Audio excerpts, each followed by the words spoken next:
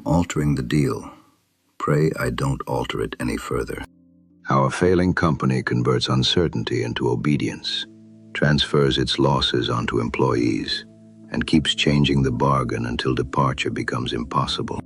The vice president advances to slide 19 and tells 43 employees that the company is entering a period of strategic realignment. The conference room is too cold. Corporate rooms often are. Perhaps management believes discomfort makes bad news look brisk and professional. On the screen, beneath the words, "Our next chapter," there is a photograph of a sailboat moving across blue water. Its sails are full. The sky is clear. No land appears anywhere in the frame. Revenue has fallen for 3 quarters. 2 senior engineers resigned last month. Neither position has been filled. Expense reimbursements, once paid within 2 weeks, now take 60 days. The company lost its largest contract in May, though the vice president says the contract has entered a transitional phase. Nobody asks what the phrase means. Everyone knows. The client left. The vice president continues. He speaks about focus, resilience, shared sacrifice, and the need to remain agile. Human Resources sits beside him with a legal pad and the attentive expression of a mortician checking whether anyone intends to dispute the cause of death. A project manager near the end of the table raises her hand. "Are layoffs coming?" The vice president pauses. Not because he is deciding what to say, because pauses make evasions appear considered. Leadership is evaluating every available pathway. That means yes. People write it down anyway. For the next 20 minutes, management explains that the company's difficulties are caused by market headwinds, shifting customer priorities, longer procurement cycles, and an unexpected change in the competitive environment. Each phrase removes a little agency from the men who made the decisions. The company was not poorly managed. Weather happened to it. No one mentions the acquisition that consumed $6 million and produced no usable product. No one mentions the sales director who promised capabilities the engineers had warned him did not exist. No one mentions that the chief executive hired his former business partner to conduct a rebranding campaign while payroll reserves were shrinking. The new logo looks excellent. It resembles 2 interlocking circles, which is appropriate. One circle represents the company. The other represents the drain. The meeting ends at 11:12. Employees gather their laptops and return to their desks. Some begin sending private messages. Some stare at job boards without opening them. Others decide the presentation was reassuring because belief is cheaper than revising a resume. One man named Daniel walks back to a cubicle he has occupied for 7 years. His computer displays 31 unread emails. A customer is waiting for a corrected delivery schedule. Finance has rejected another travel reimbursement because the receipt was photographed rather than scanned. His supervisor has added a mandatory afternoon meeting on operational ownership. Daniel knows the company is in trouble. He also knows that companies survive trouble. He remembers the bad quarter 4 years ago, when everyone worked weekends and the firm recovered. He remembers the chief executive walking through the office with pizza boxes. He remembers being promoted after completing a difficult project. He remembers the people who trusted him and the junior analyst he recruited last winter. Memory makes a fine anchor until the water reaches your chin. Daniel earns enough to support his wife and 2 children. His health insurance comes through the company. The mortgage payment leaves his account on the 5th of every month. His younger daughter needs dental work. His wife left her job when childcare began costing nearly as much as she earned. He cannot storm out. The people who recommend dramatic resignations seldom volunteer to make the mortgage payment afterward. Courage becomes very handsome when tailored from another man's cloth. So Daniel returns to work. He answers the customer without promising a date he cannot meet. He attends the ownership meeting, where his supervisor explains that delays have resulted from insufficient urgency among the technical staff. Daniel does not point out that the technical staff has lost 5 people while accepting work from 3 newly signed clients. At 5:30, the supervisor asks him to stay late. At 6:15, Daniel receives an email announcing that annual raises have been postponed. At 6:22, another email invites everyone to a Friday workshop on maintaining a growth mindset during periods of change. He reads both messages twice. Then he opens a blank document on his personal phone and writes down what happened. July 23rd, management denied knowledge of layoffs, raises postponed. 2 open engineering roles remain frozen. Reimbursement outstanding, $1,842. Customer delivery date still unsupported. He does not know it yet, but this is the first movement of his escape. The company is still paying him. His badge still opens the door. His professional reputation remains intact. He has money in the bank, friends elsewhere in the industry, and enough calm to decide where he will go. This interval will not remain open forever. A failing organization does not collapse in one clean motion. It narrows. First, it removes comfort, then mobility, then choice. By the time everyone agrees that departure is necessary, departure has become most difficult. That is the bargain hidden inside the meeting. The company altered its side months ago. Daniel is still expected to honor his. "I am altering the deal," Darth Vader tells Lando Calrissian after Lando has already delivered what was demanded. "Pray I don't alter it any further." The line endures because it describes a particular kind of power. Vader does not break the agreement in a burst of rage. He revises it calmly, after the other party has surrendered the leverage needed to object. Lando gives him Han Solo. Vader takes Princess Leia and Chewbacca too. Each concession prepares the next demand. Compliance does not purchase safety. It proves that further pressure will work. The modern corporation rarely arrives in a black cape. It prefers quarter-zip fleece and a calendar invitation. Its breathing apparatus is a video conferencing microphone that somebody forgot to mute. Yet the principle survives. The original bargain says that the employee will provide skill, time, attention, and obedience within defined limits. In exchange, the company will provide wages, benefits, professional standing, predictable terms, and enough institutional stability for the employee to arrange a life around the relationship. Then the deal begins to change. A position that required occasional overtime requires every evening. Travel expenses once paid promptly become an involuntary loan from the worker to the employer. A promised promotion becomes a future conversation. Departed employees are never replaced. Their duties are redistributed among people who should feel grateful to remain. The salary stays the same, while the burden expands around it. Management calls this flexibility. The employee calls it Thursday. At first, each alteration looks temporary. That appearance matters. A permanent seizure invites resistance. A temporary request recruits cooperation. People will tolerate almost anything for 6 weeks, especially when the calendar containing the end date belongs to someone else. One emergency becomes a difficult quarter. The difficult quarter becomes a rebuilding year. The rebuilding year becomes the company culture. By then, the workers who remember the old bargain have begun leaving, and the new employees assume the emergency arrangement is normal. The contract is changed without a signature. Around Daniel, the office is turning into an invisible court.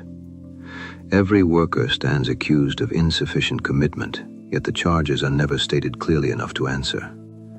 Revenue is falling, customers are leaving, deadlines are slipping. Someone must be responsible. Responsibility travels downward because authority has reserved the elevator. The executive who approved the failed acquisition remains an executive. The engineer who warned against it receives a lower performance rating for negativity. The sales director who promised the impossible speaks at the ownership meeting. The technical staff is ordered to become more solution-oriented. The court does not exist to determine what happened. It exists to assign the cost of what happened to those least able to refuse it. That is why plain language disappears first. A lost contract becomes a transition. A budget cut becomes discipline. A hiring freeze becomes thoughtful growth. A layoff becomes a workforce action. A demand to perform 2 jobs becomes an opportunity to increase visibility. The system launders coercion through vocabulary.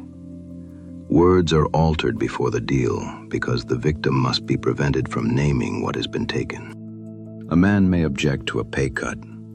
He is less certain how to object to revised incentive architecture. He knows it sounds bad. He also suspects he may need a graduate degree to prove it. The company becomes a palace of mirrors, in which every reflection tells the employee that his exhaustion proves his weakness, his doubts reveal poor morale, and his desire for clear terms demonstrates resistance to change. The man who notices the fire is accused of bringing negative energy into the smoke. Meanwhile, the exits remain unlocked. For now. Daniel can still leave. But every month of hesitation transfers another piece of leverage. His savings decline as reimbursements stall. His skills narrow around the company's private systems. His outside relationships cool. His children grow more dependent on the health plan. His confidence weakens under a supervisor who describes impossible workloads as failures of personal organization. The machinery does not need to chain him to the desk. It needs him to wait until freedom becomes financially reckless. That is the deeper purpose of uncertainty. Clear danger provokes movement. Ambiguous danger produces delay. If management announced that the firm would probably fail in 6 months, workers would prepare. If management promised recovery and proved it with signed contracts and restored reserves, workers might reasonably stay. The palace offers neither. It issues fog. Fog keeps the productive employees working while leadership purchases time. Fog stops customers from canceling immediately. Fog persuades suppliers to extend another month of credit. Fog protects executives from the consequences of their earlier decisions. The people at the top know more than the people below, and they ration that knowledge according to whose departure would hurt them. The vessel continues because the engine room has not yet been informed that the bridge is studying lifeboat capacity.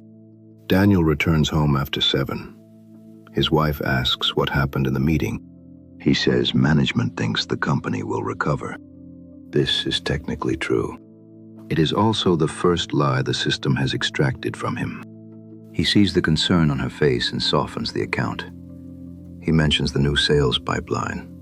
He repeats the phrase, market headwinds, though he has never used those words in his own life. He says the vice president seemed confident. Then his phone lights up.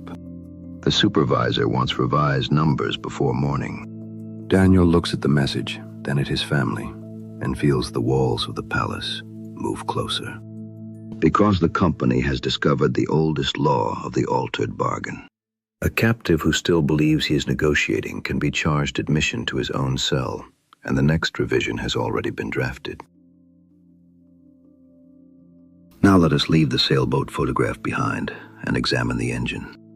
The company does not need a secret committee devoted to ruining Daniel's life. No executive must enter a dark room, stroke a pale cat, and propose the extraction of one engineer's savings, evenings, confidence, and family peace. The result can arise from ordinary incentives. The chief executive wants to preserve control long enough to secure financing or sell what remains of the company. Public candor about the firm's condition could accelerate departures, frighten customers, weaken negotiations, and expose earlier mistakes. His incentive is delay. The vice president wants to retain his title, salary, and position near whatever survives. He passes optimistic forecasts upward and ambiguous instructions downward. He does not need to believe every sentence he says. He needs each sentence to remain defensible until the next meeting. His incentive is deniability. Human Resources wants to reduce legal exposure, prevent statements that could be interpreted as promises, document performance concerns, and ensure that any departure appears voluntary or properly administered. Its incentive is controlled attrition. Middle management wants to meet deadlines with fewer people. A supervisor who admits that the workload is impossible also admits that his plan is impossible. It is safer to describe the workers as insufficiently organized, insufficiently urgent, or insufficiently committed. His incentive is blame transfer. The employees want income, insurance, references, and enough stability to care for their households. They are willing to endure short periods of strain to protect those things. Management knows this because management designed the compensation structure around those dependencies. Their incentive is patience. Put these incentives together, and the company begins consuming the very people required for recovery. Experienced workers leave first because they possess portable skills, outside contacts, savings, and the confidence produced by having survived previous transitions. Their departure creates a competence vacuum. Work slows, errors rise, customers become dissatisfied. Leadership could respond by reducing commitments, restoring staffing, and admitting that the plan must change. That would impose immediate pain on the people with authority. The cheaper answer is to increase pressure on whoever remains. Daniel inherits another project. The junior analyst inherits part of Daniel's routine work. Neither receives more pay. Both attend new meetings created to track the delays caused by attending the meetings. The bureaucracy begins producing paperwork as a wounded squid produces ink. A new dashboard measures delivery risk. A weekly review examines the dashboard. A corrective action form explains why the numbers are red. A leadership briefing summarizes the forms. Employees who once repaired the product now spend Thursday afternoons describing why the product remains unrepaired. This activity performs three functions. It creates evidence that management is responding. It distributes responsibility across enough people that no single executive appears responsible. It allows the company to extract more information from workers without surrendering more information to them. Daniel must disclose every risk, dependency, delay, and obstacle in his project. Leadership discloses almost nothing about cash reserves, financing, pending layoffs, or the lost contract. Transparency moves upward. Ambiguity moves downward. That is the information architecture of a failing command. Money follows the same path. Consider Daniel's reimbursement. He traveled at the company's request. He paid for airfare, lodging, meals, and a rental car on his personal credit card. The company owes him $1,842. When reimbursement took 2 weeks, the arrangement was inconvenient but bounded. At 60 days, Daniel has become a creditor. He has lent money to a distressed company without interest, collateral, or access to its financial statements. Multiply his reimbursement by 30 traveling employees, and delayed repayment becomes a source of working capital. Finance may describe the delay as a processing backlog. Perhaps it is.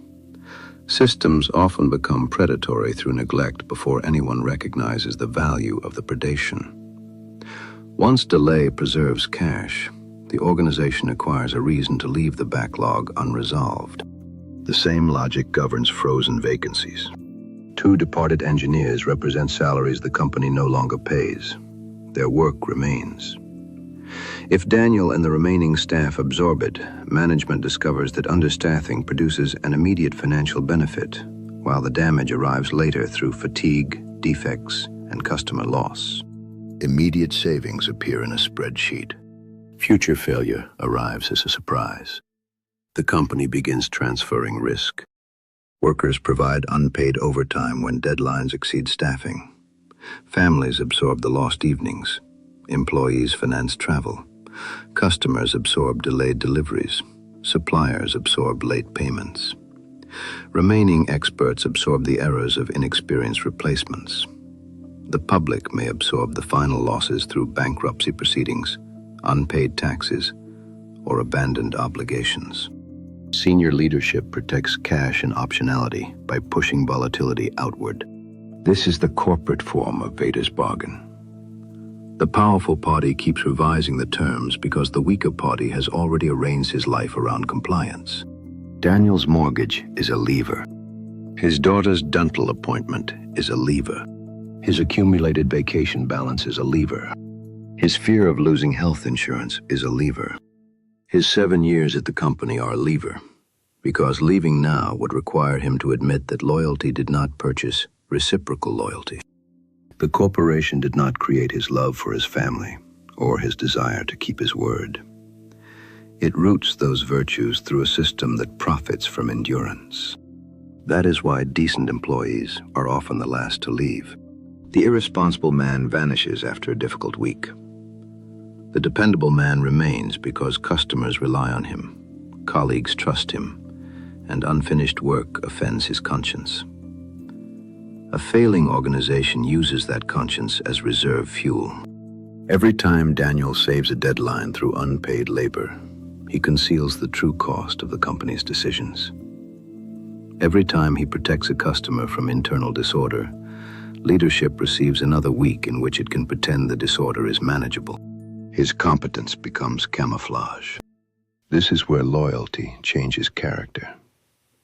Loyalty to a person, duty, family, faith, or worthy purpose can demand sacrifice. Loyalty to a corporate shell deserves conditions because the shell possesses no conscience of its own. It can accept every sacrifice Daniel offers and still send an automated notice disabling his account at 8:04 on a Tuesday morning. The company says it values loyalty. What it values is the behavior produced by loyalty. Those are separate items, though they arrive wearing the same badge. Daniel begins to notice that the organization has stopped discussing victory. It discusses continuity. It no longer asks how to produce a superior product. It asks how to preserve the current reporting period. It no longer asks which leaders made poor decisions. It asks how to improve accountability among individual contributors. This shift marks the difference between a storm and a breach in the hull. A storm is painful but bounded. Leaders name the problem. They cut their own compensation. They protect the productive core. They reduce promises to match capacity. They tell customers the truth. The repair has a cost, a schedule, and an owner. A breach creates a cycle in which every proposed cure feeds the damage. Revenue falls, so experienced workers are dismissed. Service deteriorates because experienced workers are gone. Customers leave because service deteriorates. Management imposes stricter controls on the exhausted staff who remain. Those workers leave. Consultants are hired to investigate morale. The consultants present a sailboat. No single sign proves that an organization is doomed. A lost customer may be replaced. A bad quarter may pass. A capable leader may repair a severe mistake. Suspicion can become its own vanity, especially among men who enjoy feeling smarter than the room. Patterns matter. The disappearance of plain speech is one pattern. The repeated departure of capable people is another. Delayed payments, deferred maintenance, shrinking training, frozen hiring, rising workloads, blame moving downward, and authority retreating upward belong to the same family. Then comes moral exposure.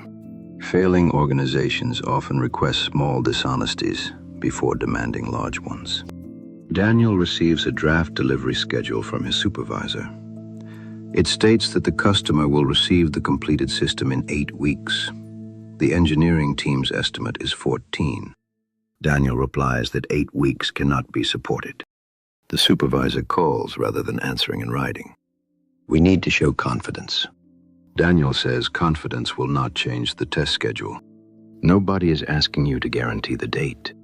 The document says committed delivery. It's a planning artifact. The customer will rely on it. We can revisit the schedule as conditions evolve. There it is. The altered deal. Daniel is being asked to supply his technical credibility to a promise management does not intend to keep. His name will appear beneath the estimate. When the date is missed, leadership can say the technical team provided the schedule. The liability moves downhill before the failure occurs. He refuses to approve it. Nothing dramatic happens. There is no shouting. His supervisor says he understands and ends the call. 2 weeks later, Daniel receives a written performance concern regarding communication style and resistance to business priorities. The court has entered the charge. At this stage, remaining carries several forms of exposure. There is financial exposure. Daniel may lose unpaid reimbursement, accrued compensation, or the savings consumed while awaiting recovery. He may remain so long that he must accept the first available job after a collapse, perhaps at lower pay or in another state. There is professional exposure. His technical skills are being replaced by internal reporting rituals. The longer he stays, the more expert he becomes in navigating one dying company's private maze. Such expertise travels poorly. There ought to be a small brass plaque for the man who becomes indispensable to a department that should no longer exist. Management usually gives him a webinar. There is personal exposure. Months of hidden panic follow him home. His wife receives the uncertainty without the salary or title. His children receive the distracted father. The household carries risks concealed from the employee by leaders who expect the household to absorb them. There is moral exposure. Daniel may be asked to mislead customers, hide defects, move numbers into friendlier columns, or provide technical cover for decisions he opposed. The final stage of corporate loyalty is often complicity wearing a name badge. This is why the quote matters. I am altering the deal. Pray I don't alter it any further. Vader's power lies less in his ability to revise one agreement than in his ability to make Lando fear the next revision. The victim begins policing himself. He does not ask what the original terms required. He asks what further punishment resistance might provoke. A failing employer produces the same calculation.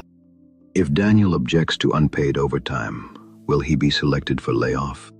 If he demands reimbursement, will management label him difficult?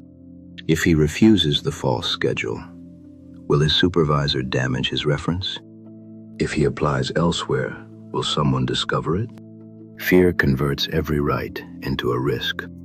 Then sunk cost joins the prosecution. Daniel has given the company 7 years. He helped build the team. He remembers better leaders and better days. Leaving feels like abandoning something that partly belongs to him. But the company has already spent those years. An 8th year cannot recover them. It can only be judged on what it is likely to cost and what it is likely to produce. This arithmetic feels cruel because human beings experience time as part of themselves. To admit that an undertaking has failed can feel like declaring the invested years worthless.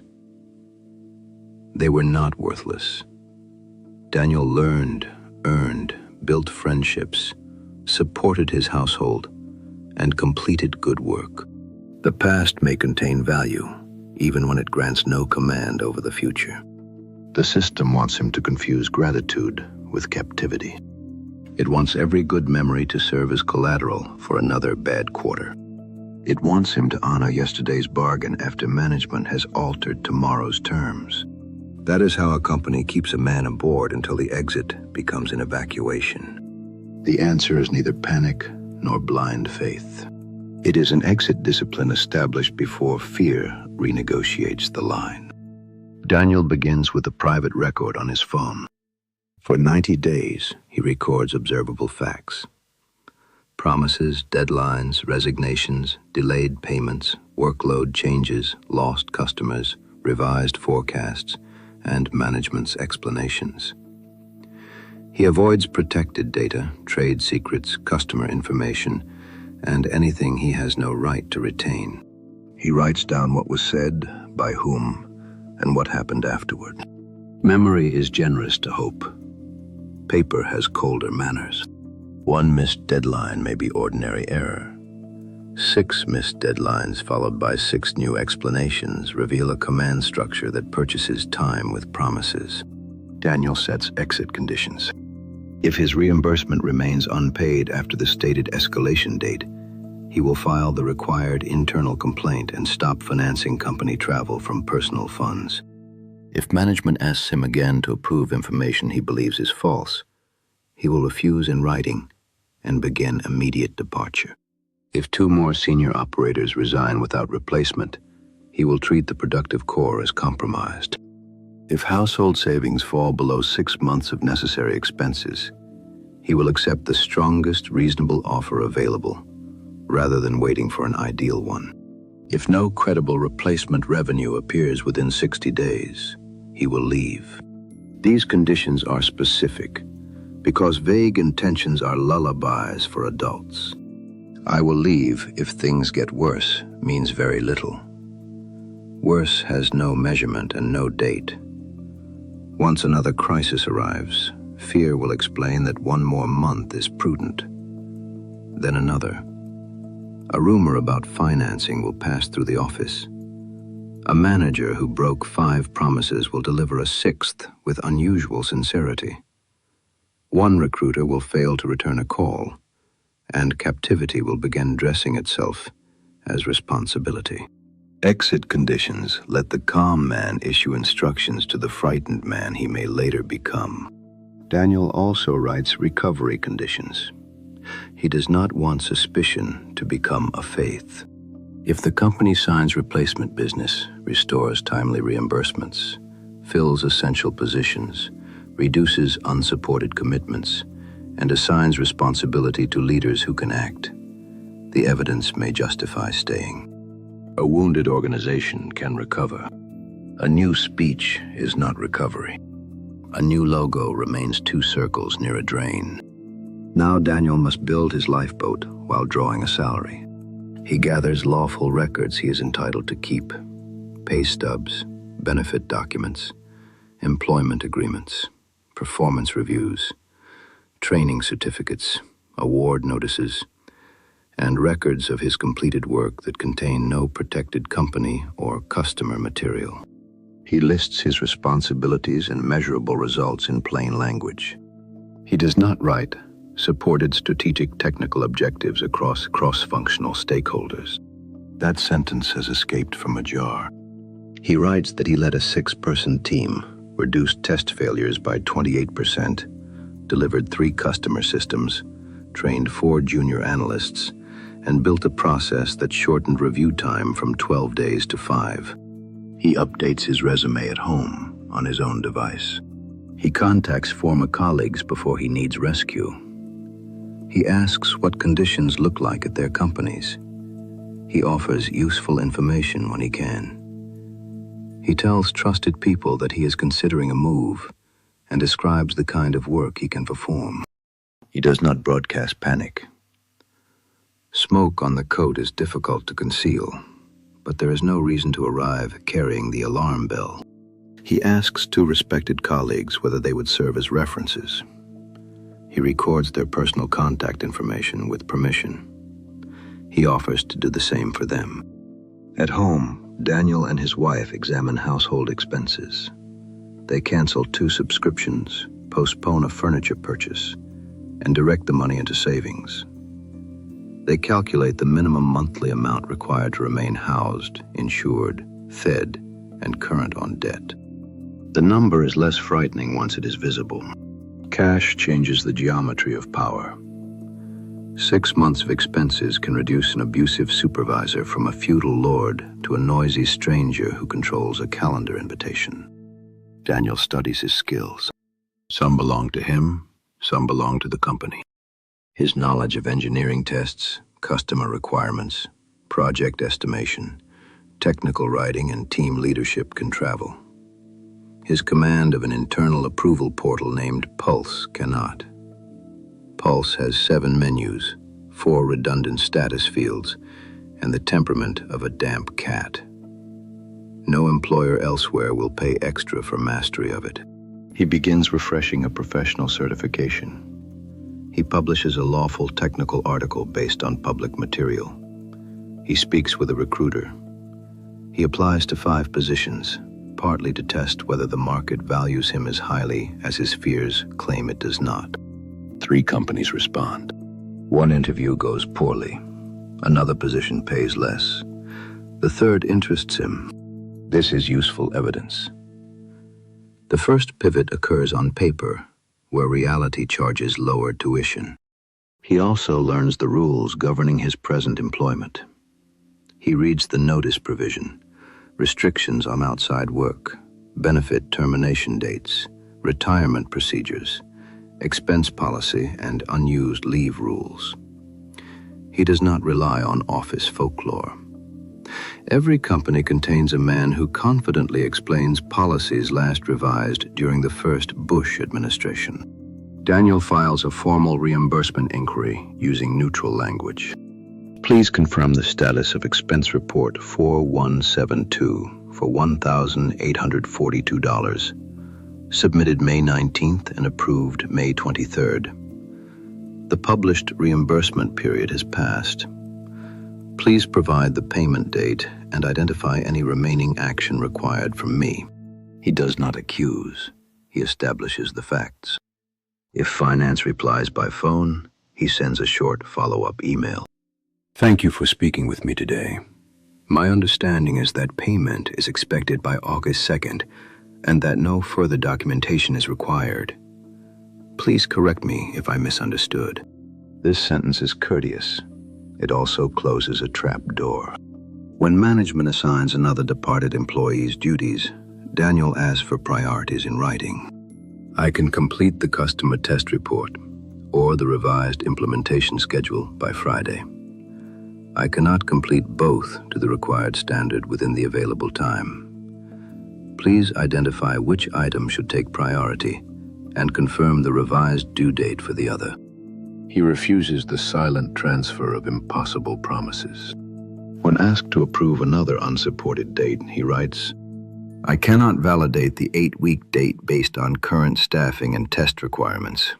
My present estimate is 14 weeks. If leadership selects an earlier target as a business goal, the document should distinguish that goal from the technical estimate. He separates his judgment from management's appetite. This matters because failing organizations thrive on blurred ownership. They want the expert's name beneath the executive's gamble. Daniel keeps performing his duties.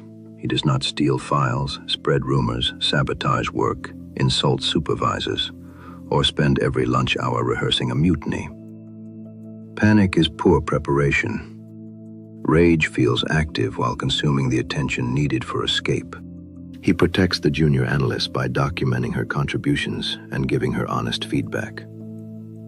He shares public job leads. He tells her facts she has a right to know, without presenting guesses as knowledge. Leadership is measured partly by who reaches shore with you. The 60-day point arrives.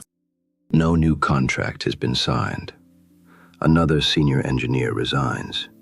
Finance pays Daniel's reimbursement after 74 days, but the company announces that future travel advances are suspended. His supervisor asks him to approve a customer report that omits a known test failure until the root cause narrative is mature. The exit conditions have been met. Daniel receives an offer from the 3rd company. The salary is slightly higher, the work is sound, the health insurance begins on the first day. The commute is longer, and the title is less grand. Titles make charming luggage. They become heavy on stairs. He reviews the offer, confirms the terms in writing, checks the start date, and waits until the required conditions are satisfied. Then, he resigns. His notice is brief. I am resigning from my position effective August 21st. I appreciate the opportunities I have received during the past 7 years. I will document current work, support an orderly handover, and return all company property before my departure. No funeral speech. No company-wide declaration. No midnight email carrying 7 years of grievances into inboxes where the truth will arrive wearing clown shoes. His supervisor asks whether the company can counter. Daniel listens. The offer includes more money and a new title. It does not include replacement engineers, restored customer trust, credible revenue, truthful schedules, or a different command structure. The counteroffer prices his inconvenience while leaving the breach untouched. He declines. A counteroffer can repair a pay dispute. It cannot make dishonest leadership honest because someone found room in a compensation band. During his final weeks, Daniel writes useful handover notes. He completes what can reasonably be completed. He refuses new commitments extending beyond his departure. He confirms the disposition of benefits, expenses, retirement accounts, and company property. He leaves his work in order because the company's decline does not own his character. On his final day, the vice president shakes his hand and says the door will always remain open. The door had been open for 7 years. Daniel's mistake was waiting for management to mention it. He carries away no customer list, proprietary code, internal files, or protected records. He carries something more useful, an understanding of how the machine failed. He knows where customer promises became detached from technical reality. He knows which approvals managed real risk and which protected a gatekeeper's status. He knows how understaffing hid inside heroic effort, how delayed expenses became silent credit, and how reporting systems transferred liability downward. He knows which colleagues told the truth before truth became fashionable. He knows who protected subordinates, who hoarded information, who completed unpleasant work, and who began polishing a resume while assigning everyone else additional duties. Crisis performs a background check no resume can imitate. Daniel keeps those relationships. He keeps the understanding earned through work. He converts rented standing into portable skill, documented results, cash reserves, and trusted contacts. Then he asked the question that matters after any escape. What dependency made captivity possible? One employer controlled nearly all household income. One health plan covered the family. One professional identity supplied Daniel's confidence. One internal hierarchy controlled his sense of rank. Changing employers without changing that structure would place the same switches in different hands. So Daniel begins modestly. He maintains the household reserve. He performs occasional consulting work when his new agreement permits it. He keeps his certification current. He owns the basic tools needed to demonstrate his ability. He stays in contact with former colleagues. He helps his wife prepare to return to paid work when the family is ready. The second income is small. Its first purpose is not wealth. It proves that money can reach the household through another gate. Complete independence is mostly theater. The man who boasts that he needs nobody usually has a long and tender relationship with a payment processor. The sane objective is distributed dependence. No single employer, creditor, platform, supplier, credential, or association should possess an easy veto over the household. Daniel cannot remove every vulnerability. He can prevent one institution from owning all of them at once. That is the art of the pivot. Observation before movement. Preparation before announcement. A clean departure before fear or necessity chooses the shore. Yet there is a danger here. A man who learns to read institutional decline acquires a grammar of gates, leverage, pressure, and escape. He learns where agreements hide their unstated terms. He learns how dependence makes people obedient. He learns that calm uncertainty can extract more than an open threat. Soon he may discover that the same methods work for him. He may begin treating every relationship as a contract to be revised, every weakness as a lever, every kindness as an unsecured debt, and every commitment as a vessel to abandon when conditions become unpleasant. He has escaped Vader's bargain. Now he must resist the majesty of Vader's mask. The machine speaks clearly once you learn its language. That clarity can become intoxicating. You begin to notice how often people reveal their dependencies. A colleague needs approval. A customer needs speed. A friend fears exclusion. A spouse fears abandonment. A subordinate needs income. Each need creates leverage, and leverage offers the cold pleasure of control. The failing company used Daniel's fidelity against him. It treated his concern for customers as free labor, his care for his family as an instrument of silence, and his professional pride as a source of endless concessions. Daniel could carry that method into his next command. He could withhold information from subordinates because uncertainty keeps them compliant.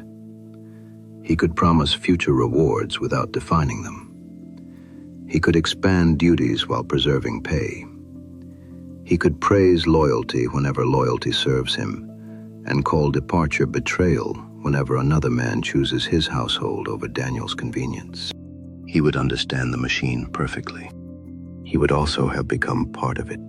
Clear sight does not grant moral permission. The villain understands power because he sees people as arrangements of appetite and fear.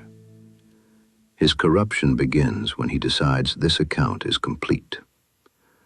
Once every human bond becomes leverage, mercy appears foolish. Fidelity becomes a defect to exploit. Trust becomes an opening in the armor. A man can survive a predatory system and still lose by bringing its appetite home. The practical methods of escape must be treated as medicine. Document facts when facing evasion. Set boundaries when terms keep changing. Preserve cash when another party controls your livelihood. Reduce dependence when a gatekeeper abuses the gate. Then put the medicine away. Marriage cannot be governed through exit conditions after every quarrel. Children cannot be managed as underperforming business units. Friendship cannot survive permanent suspicion. Faith cannot become a transaction in which obedience lasts only while rewards appear on schedule. Some ships are sinking. Others require you to work. A worthy commitment should survive boredom, correction, temporary humiliation, and difficult seasons. The test concerns purpose, reciprocity, and the possibility of repair. Are the responsible people telling the truth? Are sacrifices shared? Does the undertaking still serve a good end? Have you tried to correct what lies within your authority? Are you staying from fidelity or from fear? Are you leaving because the structure is predatory or because ordinary duty has lost its novelty? Men addicted to escape call instability freedom because quitting has poor upholstery. They pivot whenever standards become demanding, applause declines, or another shore looks brighter from a distance. Every vessel seems seaworthy until they board it. After several departures, the common defect is standing on the deck in their shoes. Daniel must preserve the difference between a corporation and a covenant. The company was a conditional association. It deserved honest work under honest terms. When leadership destroyed the terms, concealed the danger, and demanded complicity, departure became proper. His family is something else. His faith is something else. The people who have earned his trust are something else. Loyalty belongs most deeply to persons, duties, and worthy purposes. It does not attach forever to a payroll system because the direct deposit once arrived on time. The lesson is stern but narrow. Learn the altered bargain so you can refuse it. Do not make altered bargains with everyone you love. Months after Daniel leaves, the company announces layoffs. The email arrives at 8 in the morning. It describes the decision as a difficult step that will position the company for future strength. Employees lose access within 15 minutes. Severance depends on signing a broad release. The vice president remains. The sailboat photograph reappears in the announcement. Daniel sees the message forwarded by a former colleague. For a moment, he feels vindicated. Then he thinks of the junior analyst, the customer whose delivery will fail, and the families learning that their health insurance ends Friday. There is no joy in having read the instruments correctly. There is only gratitude that he read them while choice remained. That evening, Daniel sits at his kitchen table. His daughter is showing him the gap where a troublesome tooth used to be. The dental bill has been paid. His wife asks about the new job. He tells her the truth, including the parts that worry him. His old phone contains the first note he wrote after slide 19. He reads it once, then closes the file. The company altered the deal. It expected him to pray against another revision while surrendering the leverage required to resist one. He chose another answer. He recorded the terms. He measured the breach. He protected his household, his name, his skill, and his conscience. Then he left while departure remained a decision. Somewhere, another vice president is advancing to another sailboat. Another conference room is cold. Another worker is being told that a collapsing bargain is an opportunity to demonstrate commitment. The machinery depends on that worker mistaking uncertainty for safety and endurance for virtue. Its power ends where clear judgment begins. I am altering the deal. Pray I don't alter it any further. A threat like that sounds immense when spoken from behind a mask. Put the terms on paper, trace the incentives, count the exits, and the mask becomes smaller. Behind it sits a frightened system trying to purchase one more month with somebody else's life. This is the phantom of the toll booth. Good luck navigating the system.